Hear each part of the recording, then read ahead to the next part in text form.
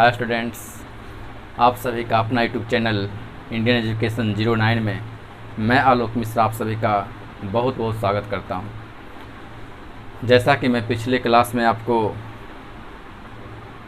राजपूत काल ख़त्म किया था और उसी के कड़ी में मैं आज आपको दिल्ली सल्तनत पढ़ाने वाला था, लेकिन चूँकि एक ये डिमांड हो रहा था, ये मांग हो रही थी कि सर थोड़ा सा शिक्षा नीति पर बात कीजिए। जो 2020 का शिक्षा नीति है जो केंद्र सरकार के द्वारा लाया गया है उस पर कुछ चर्चा की जाए, ताकि आपको पता भी चल सके कि शिक्षा नीति 2020 है क्या। जो पेरेंट्स हैं या जो स्टूडेंट्स जो पढ़ाई कर रहे हैं उन्हें भी इस बात को मालूम होना चाहिए कि हम लोगों के लिए शिक्षा नीति 2020 या यूँ कहें कि 21वीं शताब्दी में जो नई शिक्षा नीति लाई गई है उसमें हम लोगों के लिए क्या है, कैसे अब शिक्षा का विकास होगा, कैसे शिक्षा के गुणों का विस्तार होगा। ये सारी बातें शिक्षा नीति में हम लोग कैसे पढ़ाई करेंगे, क्या उसका रूपरेखा रहेगा और किसकी अध्यक्षता में ये काम हुआ है, ये सारी बातें आज हम शिक्षा नीति 2020 में पढ़ेंगे। तो जो मैंने आपको दिल्ली सल्तनत का बात किया था वो आज का क्लास होगा नहीं, दिल्ली सल्तनत अभी ये क्लास कल करेंगे। और आज हम एक बहुत विस्तृत रूप से चर्चा करेंगे शिक्षा नीति 2020 पर, जहाँ से करंट अफेयर्स से क्वेश्चन तो आएंगे ही आएंगे और उससे ज़्यादा ज़रूरी आपको जानकारी होना चाहिए कि सरकार मेरे लिए अगर कोई शिक्षा लाई है, नीति लाई है, तो उसमें क्या मुझे जानना है। तो जैसा कि आप जानते हैं कि शिक्षा नीति एक समवर्ती सूची है। समवर्ती सूची का मीन्स ये होता है कि जिसमें केंद्र सरकार और राज्य सरकार दोनों का इसमें मिश्रण रहता है। कहने का मीन्स अगर केंद्र सरकार कुछ नियम को लाई है या कुछ प्रावधान को उन्होंने लागू करने की कोशिश की है तो उस पर राज्य सरकार भी अलग से या यूं कहें कि उसमें कुछ चीज़ों को हटा सकती है या कुछ चीज़ों को जोड़ सकती है। तो ये समवर्ती सूची में आता है। इसके पहले जो शिक्षा नीति आई थी वो शिक्षा नीति 1986 में आई थी और 1986 में राजीव गांधी की सरकार थी। तो कहने का मीन्स कि आज 34 साल के बाद हमारे देश को फिर एक शिक्षा नीति मिला है। और इसमें जो इम्पोर्टेंट दूसरी बात है वो है कि इसके पहले जो शिक्षा का कार्य होता था, जो शिक्षा का मंत्रालय था वो था मानव संसाधन मंत्रालय, लेकिन अब उस मानव संसाधन मंत्रालय को हटाकर शिक्षा मंत्रालय रख दिया गया है। तो ये दूसरा इम्पोर्टेंट पॉइंट था। तो जैसा कि आप जानते हैं कि प्रधानमंत्री नरेंद्र मोदी की अध्यक्षता में कैबिनेट में इस कैबिनेट में इस शिक्षा नीति को लाया गया। हालांकि ये अभी अप्रूव्ड नहीं हो पाया है, अभी इसे लागू करने के लिए लोकसभा और राज्यसभा में लाना पड़ेगा, जहाँ पे कुछ चीज़ें जिसे लोग पसंद करेंगे उसे रखा जाएगा और उसमें कुछ चीज़ों को भी जोड़ा जाएगा, कुछ चीज़ों को हटाया भी जाएगा। तो ये सभी आप पूर्ण रूप से नहीं कर सकते हैं, इसमें भी बदलाव होते रहेंगे। तो समय समय पर चर्चा हम आपको बदलाव जब होगा तब आपको समय समय पर इस बारे में मैं बताते रहूँगा। तो चलिए आज हम शिक्षा नीति में 21वीं सदी की जो नई शिक्षा नीति है उसके बारे में हम कुछ बात कर लेते हैं। जैसा कि आप देख रहे हैं कि राष्ट्रीय शिक्षा नीति 2020 के बारे में मैंने आपको बताया है। जो इसमें इम्पोर्टेंट हैं, ऐसे तो ये बहुत ज़्यादा है, अगर मैं आपको ऑडियो में बताता तो वो बहुत लंबा जाता, लेकिन मैं इसके माध्यम से जो मैं एक उसमें से ज्ञान प्राप्त कर और उसमें से कुछ जो पॉइंट हैं जो आपको जानना ज़रूरी है, एग्ज़ाम पॉइंट व्यू से जो इम्पोर्टेंट हैं उसको मैंने यहाँ पर लिख दिया है। तो इस चीज़ को आप अच्छे तरीके से समझिएगा। तो देखिए, सबसे पहले स्कूली शिक्षा की बात करते हैं। सबसे पहले किसकी बात करेंगे? स्कूली शिक्षा की बात करेंगे। स्कूली शिक्षा में देखिए दो तरह की है, एक स्कूली शिक्षा और दूसरा उच्चतर शिक्षा है। तो स्कूली शिक्षा में हम प्राइमरी की बात करेंगे। तो प्राइमरी में देखिए ये है कि स्कूल छोड़ चुके बच्चे को फिर से मुख्य धारा में वापस लाना है। देखिए ये जो शिक्षा नीति का जो सबसे जो मेन पर्पस है, मानव संसाधन का मीन्स मैंने भी बताया था कि मानव संसाधन मंत्रालय को हटाकर अब शिक्षा मंत्रालय किया गया, यानी मानव को संसाधन के रूप में नहीं पेश करना है, मानव को शिक्षा के रूप में देखना है। और चाहे वो किसी वर्ग के लोग हों, चाहे तो फिर वो प्रौढ़ हों, चाहे फिर किशोर हों, चाहे फिर वो बच्चे हों, सभी के लिए शिक्षा जरूरी है। और ये लक्ष्य भी इसमें रखा गया है कि भारत का प्रत्येक नागरिक शिक्षित होना चाहिए।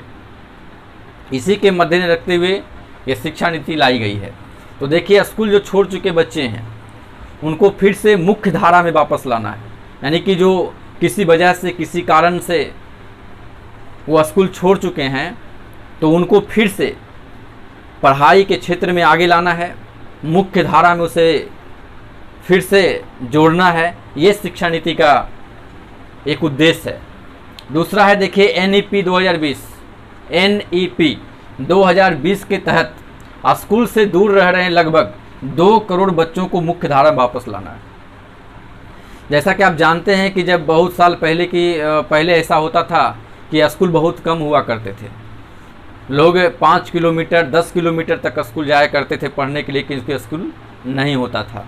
लेकिन अब सरकार अवेयरनेस हुई है शिक्षा के प्रति, तो आप हर पंचायत में या देखिएगा तो लगभग हर गांव में एक स्कूल खुल चुका है, या जहां नहीं खुला है वहां निर्माण कार्य जारी है। तो NEP 2020 के तहत स्कूल से दूर रह रहे लगभग 2 करोड़ बच्चों को मुख्य धारा में वापस लाने का काम होगा, ये नई शिक्षा नीति के तहत। 10+2 देखिए अभी क्या था शिक्षा नीति में, जो पहले था, मैं थोड़ा सा पहले की बात करता हूँ। पहले शिक्षा नीति में क्या था कि 10+2 था, लेकिन 10+2 के ही फार्मूला पे चल रहा था पहले का शिक्षा नीति। लेकिन अब जो नया फार्मूला आया है वो आया है 5+3+3+4। ये याद रखिएगा, 5+3+3+4, ये फार्मूला पर अब शिक्षा नीति काम करेगी। भारत में शिक्षा व्यवस्था लागू होगा। तो इस नया पाठ्यक्रम लागू किया जाएगा जो 3 से 8, 8 से 11, 11 से 14 और 14 से 18 उम्र के बच्चों के लिए होगा। अब इसको थोड़ा समझिए।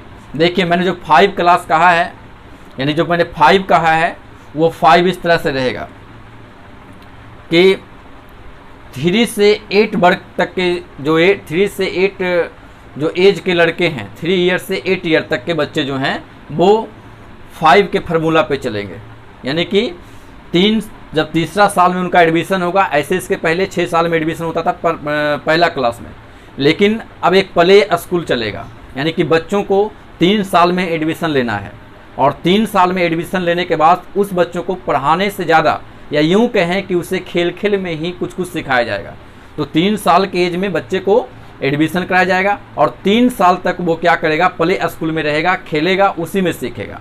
लेकिन 6 साल में फिर वो पहला क्लास में जाएगा और दूसरा क्लास में वो फिर 7 में जाएगा और 3 में 8 ईयर होते होते वो 3 में चला जाएगा। तो तीसरा क्लास तक ये 5 वाला फार्मूला लागू होगा, यानी 3 से 8 वर्ष तक के बच्चों के लिए 5 वाला फार्मूला लागू होगा। उसके बाद देखिए यहाँ 3 जो दिया है वो 8 से 11 होगा। क्या होगा? 8 से 11, 8, 9, 10, 11। इसलिए यहाँ पर देखिए 8 के बाद 9, 10, 11, 8 तक तो 3 से 8 तक तो यहाँ रहेगा। 8 से 11 तक के जो एज के जो बच्चे हैं वो 3 फार्मूला में रहेंगे, यानी कि तीसरा क्लास तक तो यहाँ पढ़ लेंगे।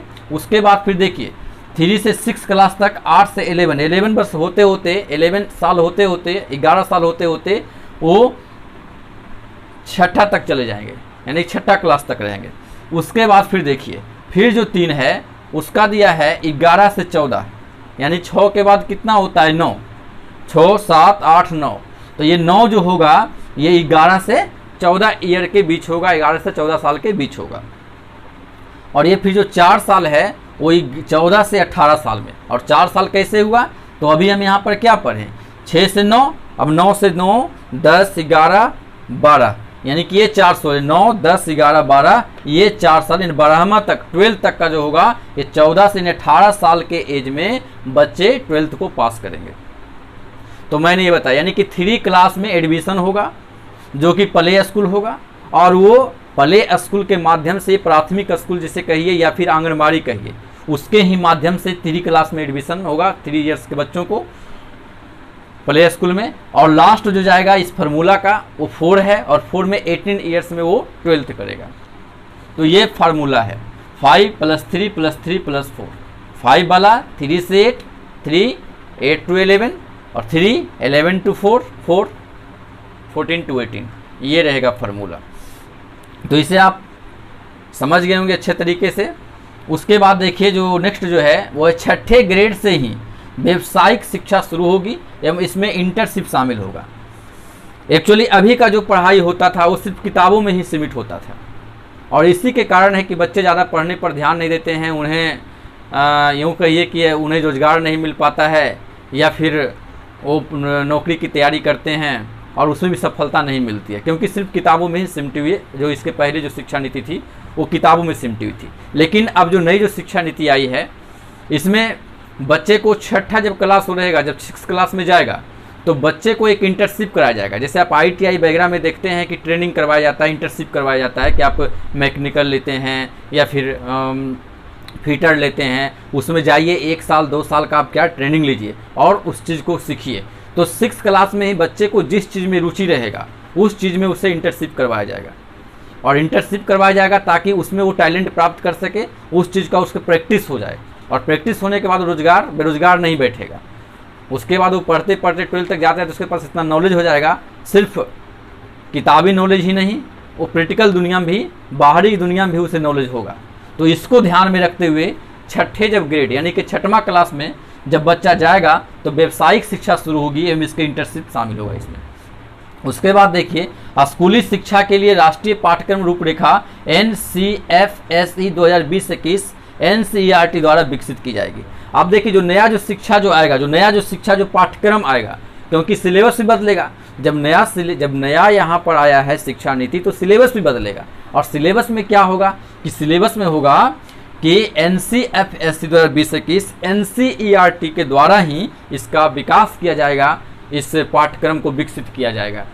उसके बाद देखिए नेक्स्ट है नीति में कम से कम ग्रेड 5 तक, अच्छा ग्रेड 8 तक और उससे आगे भी मातृभाषा, स्थानीय भाषा, क्षेत्रीय भाषा को शिक्षा का माध्यम रखने पर विशेष जोर रहेगा। अभी तक एक्चुअली क्या होता था कि बच्चे को जरूरी लेना होता था कि आप हिंदी लो, जरूरी लेना होता था कि ये सब्जेक्ट एक लिमिट था। लेकिन अब क्या होगा ने, इस नया शिक्षा नीति में ये होगा कि ग्रेड 5 तक, और अगर उससे अच्छा बोल रहा है कि ग्रेड 8 तक भी, ये आप पर डिपेंड करेगा, ये थोपा नहीं। देखिए यहाँ पर क्या है शिक्षा नीति में कि आप पर थोपा नहीं जाएगा, आप पर ये नहीं कहा जाएगा कि नहीं आप ये चीज़ लो, आपकी जो रहेगी इसमें मर्जी, जो आपको अच्छा लगेगा, जिस लैंग्वेज में पढ़ना अच्छा लगेगा आपको उसी लैंग्वेज में आपको पढ़ना है। ये नई शिक्षा नीति में की गई है। तो आप देखिए ग्रेड 5 तक, अच्छा ग्रेड 8 तक और उससे आगे भी मातृभाषा, मातृभाषा क्या है हम लोग का हिंदी है, या स्थानीय भाषा यह है। देखिए स्थानीय भाषा भोजपुरी हो गया, मैथिली हो गया, आपका जो भी कन्नड़ हो गया, जहाँ जो दक्षिणी में है, जहाँ जिसका जो भाषा क्षेत्रीय भाषा बोला जाता है वो रहेगा, या स्थानीय भाषा रहेगा। ये सभी शिक्षा का माध्यम रखने पर विशेष जोर रहेगा। उसके बाद थोड़ा देखिए यहाँ पर कि विदेशी भाषाओं को माध्यमिक शिक्षा स्तर पर एक विकल्प के रूप में चुना जा सकता है। बहुत से लोगों को जैसे अभी तक ये प्रावधान नहीं था कि आप विदेशी भाषा को आप रख सकते हैं, लेकिन ये नया जो शिक्षा नीति आई है इसमें आप माध्यमिक स्तर में जाइएगा तब, माध्यमिक स्तर अब कहाँ पर होगा, ये 4 वाला फार्मूला लागू होगा। 9th से जाइएगा 12th तक में जाइएगा तो उसमें आप एक विदेशी भाषा भी चूज कर सकते हैं। अगर आपको इंटरेस्ट पढ़ने में विदेशी भाषा, कोई दबाव नहीं है आप पर। अगर आपकी मर्जी है कि मैं 9th में जाकर एक विदेशी भाषा का भी ज्ञान अर्जित कर सकूं, तो आप बिल्कुल क्या कर सकते हैं कि विदेशी भाषा का चयन कर सकते हैं।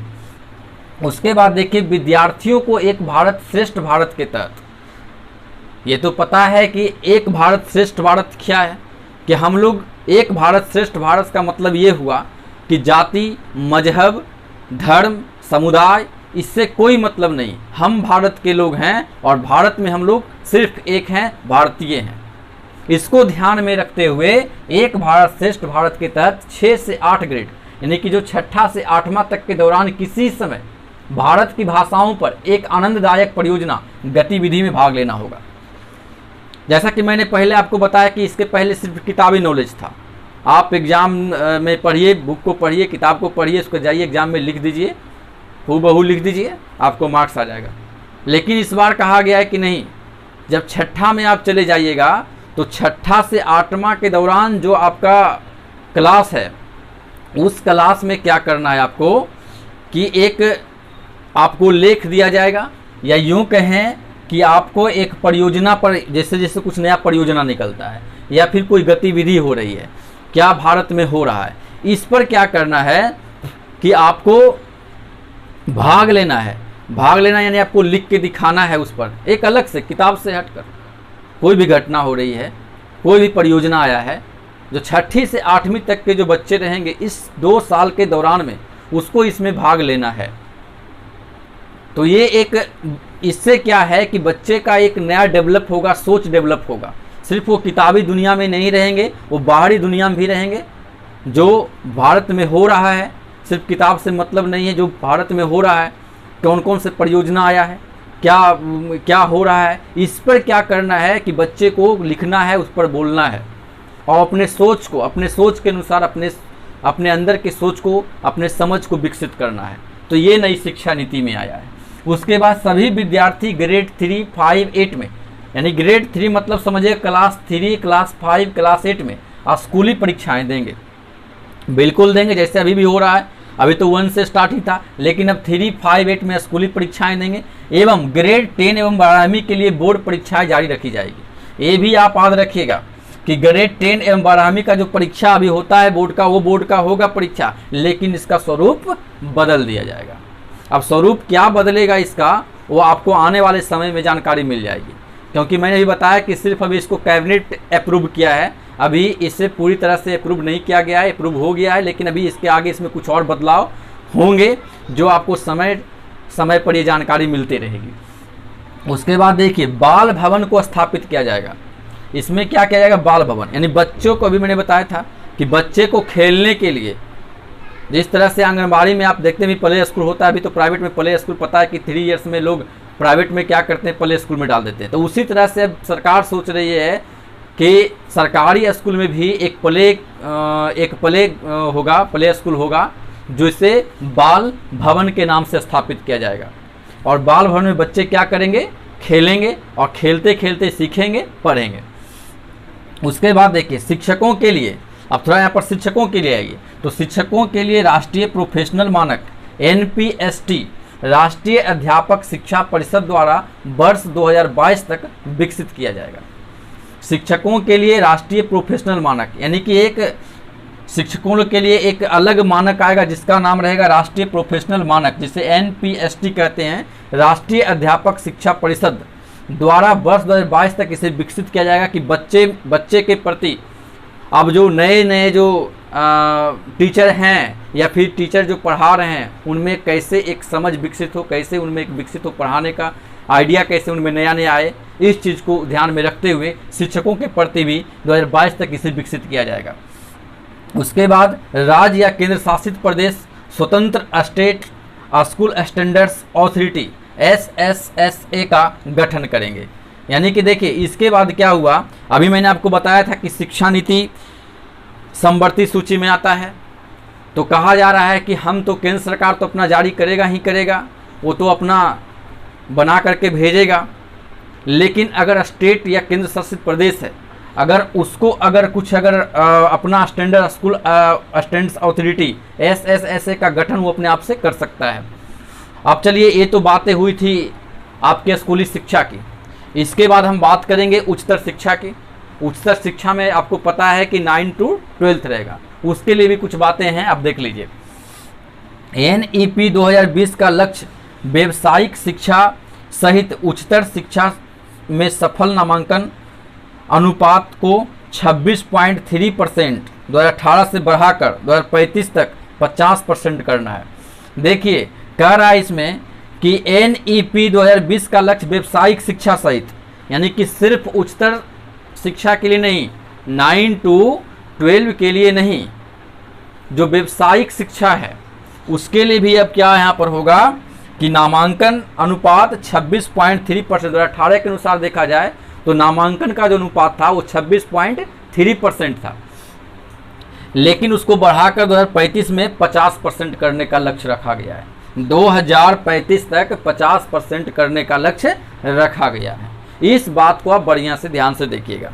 देखिए दूसरा में उच्चतर शिक्षा संस्थानों में 3.5 करोड़ नई सीटें जोड़ी जाएगी। आप देखिए जो अभी जो वर्तमान में जो यहाँ पर जो है उसके अनुसार कहा जा रहा है कि जितना वर्तमान में है उससे 3.5 करोड़ उच्चतर शिक्षा संस्थान में नई सीटें लाई जाएगी, नई सीटें को बनाई जाएगी, नई सीटें को जोड़ी जाएगी। ये नई शिक्षा में, उच्चतर शिक्षा में ये बात कही गई है। उसके बाद थोड़ा इसको समझ लीजिए क्योंकि यहाँ से बहुत इंपॉर्टेंट है समझना। स्नातक शिक्षा या यूजी शिक्षा, आप देखिए ये तो मेरा उच्चतर शिक्षा में वहाँ तक मैंने बता दिया, लेकिन अब उच्चतर शिक्षा इसके आगे हो गया जो स्नातक हो गया। तो स्नातक में कह रहा है कि जो स्नातक को तो ऐसे भी आप जानते हैं कि विश्वविद्यालय जो है, यूनिवर्सिटी जो है वो उसे यूजी कंडक्ट करता है। तो यूजी शिक्षा जो होता है वो 3 या 4 वर्ष का रहेगा। हालांकि इसके पहले कितना था, 3 वर्ष का था। आप अगर प्रमोट होते हैं या फिर अगर आप नीचे जाते हैं, इसमें एग्ज़ाम नहीं दे पाते हैं तो 5 साल तक चलता है ग्रेजुएशन में। लेकिन इस बार कह रहा है कि 3 या 4 वर्ष तक रहेगी। अब दोनों आपके पास ऑप्शन रहेगा, 3 वर्ष का भी कर सकते हैं, 4 वर्ष का भी कर सकते हैं। लेकिन इसके पहले क्या था कि अगर आप 3 साल में ग्रेजुएशन किए तो किए, 5 साल में भी किए, लेकिन अगर आप ऐसा करते हैं कि 1 साल करके छोड़ देते तो आपको कोई सर्टिफिकेट नहीं मिलेगा। लेकिन इस नई शिक्षा नीति में क्या किया गया है कि अगर आप 1 वर्ष भी अगर आप कॉलेज जाते हैं तो आपको सर्टिफिकेट मिलेगा, 2 साल भी जाते हैं, 2 साल करते हैं तो भी आपको मिलेगा, 3 ईयर करते हैं तो भी मिलेगा, 4 ईयर करते हैं तो भी मिलेगा। लेकिन सर्टिफिकेट अलग अलग होगा। कैसे अलग होगा ये देखिए, 1 वर्ष के बाद सर्टिफिकेट आपको मिलेगा, सिर्फ सर्टिफिकेट को मिल जाएगा 1 वर्ष का आपने कॉलेज में अध्ययन किया है। जब 2 वर्ष तक आप अध्ययन कीजिएगा, 2 वर्ष तक पढ़ाई कॉलेज में कीजिएगा तो आपको एडवांस डिप्लोमा का सर्टिफिकेट मिलेगा, एडवांस डिप्लोमा का। तो 1 साल के बाद सर्टिफिकेट मिलेगा और 2 वर्ष के बाद एडवांस डिप्लोमा मिलेगा। अगर आप 3 साल कर लेते हैं, 3 ईयर आप पूरा कंप्लीट कर लेते हैं, जो ग्रेजुएशन का अभी चला हुआ है, अभी अगर 3 साल आप कर लेते हैं तो आपको स्नातक की डिग्री मिल जाएगी। तो ऐसे भी अभी स्नातक की डिग्री 3 ईयर्स में मिल रही है। लेकिन इसमें सिर्फ ये अलग किया हुआ, तो ये दोनों 1 वर्ष के लिए सर्टिफिकेट मिलेगा ही मिलेगा वो कि आप 1 साल के लिए किए हैं। दूसरा में 2 वर्ष के लिए आप एडवांस डिप्लोमा का मिलेगा। 4 वर्ष के बाद शोध के साथ स्नातक, अगर 4 वर्ष का आप कोर्स करते हैं स्नातक में तो आपको शोध रिसर्च के साथ आपको मिलेगा कि स्नातक में आपने रिसर्च भी किया है, कुछ आपके तरफ से रिसर्च हुआ है, तो वो सर्टिफिकेट आपको मिलेगा 4 वर्ष करने के बाद। तो ये आपको जाके स्नातक का ये स्वरूप बदला है। अब देखिए महाविद्यालयों को 15 वर्षों में चरणबद्ध स्वायत्तता के साथ संबद्धता प्रणाली शुरू की जाएगी। कह रहा है महाविद्यालय जो भी यूनिवर्सिटी है उसको 15 साल में चरणबद्ध स्वायत्तता, यानी कि वो खुद पर डिपेंड हो, ऐसा वो किया जाएगा कि उस पर खुद डिपेंड हो, सिर्फ सरकार उसको अप्रूव्ड करेगी, बस ये इसमें रहेगा। वर्ष 2030 तक शिक्षण कार्य करने के लिए कम से कम योग्यता 4 वर्षीय इंटीग्रेट बीएड डिग्री हो जाएगी। देखिए ये लक्ष्य रखा गया कि 2030 तक जो शिक्षण जो कार्य होगा, जो भी शिक्षण कार्य करवाएंगे टीचर, उन्हें बीएड डिग्री जैसे अभी 3 साल का होता है, अभी 2 साल का बीएड होता है। लेकिन अब क्या होगा कि नया जो शिक्षा नीति आई है 2030 तक शिक्षण कार्य करने के लिए कम से कम योग्यता 4 वर्षीय इंटीग्रेट बीएड डिग्री हो जाएगी, इसे याद रखिएगा। देखिए खुली और दूरस्थ शिक्षा, ओपन यूनिवर्सिटी आपको पता है, तो ओपन यूनिवर्सिटी ये जारी रहेगा, ऐसा नहीं कि ओपन यूनिवर्सिटी बंद हो जाएगा, ओपन यूनिवर्सिटी जारी रहेगा, खुली शिक्षा जारी रहेगा। ऑनलाइन डिजिटल शिक्षा, अब आप जब खुली और दूरस्थ शिक्षा को आप जब लागू कीजिएगा तो इसके लिए आपको ऑनलाइन और डिजिटल शिक्षा भी आपके लिए प्रबंध किया जाएगा, यानी कि ऑनलाइन आप पढ़ाई कर सकते हैं, डिजिटल पढ़ाई कर सकते हैं, आप यूनिवर्सिटी जाओ या ना जाओ लेकिन आप ऑनलाइन और डिजिटल शिक्षा ग्रहण कर सकते हो।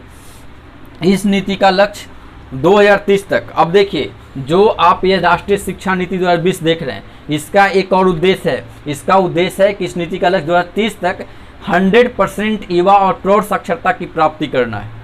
2030 तक 100% का लक्ष्य रखा गया है कि चाहे तो वो प्रौढ़ हों यानी बूढ़े हों, चाहे तो फिर यंग हों, चाहे तो फिर वो बच्चे हों, सभी को क्या करना है 2030 तक लक्ष्य रखा गया कि 100% साक्षर कर देना है, उसे साक्षरता की प्राप्ति दिला देनी है। उसके बाद देखिए, अब ये सब पॉइंट तो मैंने उच्चतर शिक्षा यानी ग्रेजुएशन की बात की। इसके बाद हम अभूतपूर्व परामर्श बताते हैं। देखिए, जब केंद्र सरकार जब इस शिक्षा नीति को लाई, ये राष्ट्रीय शिक्षा नीति 2020 को लाई, तो वो अकेले नहीं लाई। इसने क्या किया कि बहुत पहले से इसे परामर्श लिया, लोगों के बीच जाके परामर्श, किन किन से परामर्श लिया इसके बारे में जानिए। राष्ट्रीय शिक्षा नीति 2020 को तैयार करने में परामर्श के बाद लगभग के बाद लाया गया। देखिए, 2.5 लाख ग्राम पंचायत से परामर्श लिया गया, 2.5 लाख ग्राम पंचायत। उसके बाद यानी कि 2.5 लाख, 6,600 ब्लॉकों से परामर्श लिया गया और 6,000 ULB से लिया गया, ULB से 6,676 जिला से लिया गया, परामर्श लिया गया और लगभग 2 लाख से ज़्यादा सुझावों को शामिल किया गया इसमें। 2 लाख सुझाव, जो ये नया शिक्षा नीति है, 2 लाख से ज़्यादा सुझाव को शामिल किया गया, जो अच्छी अच्छी बातें थी, जो देश हित के लिए थी, वो सारी बातें को इसमें शामिल किया गया। जून 2017 में प्रख्यात वैज्ञानिक पद्म विभूषण डॉक्टर के कस्तूरीरंगन की अध्यक्षता में राष्ट्रीय शिक्षा नीति मसौदे को तैयार किया गया था।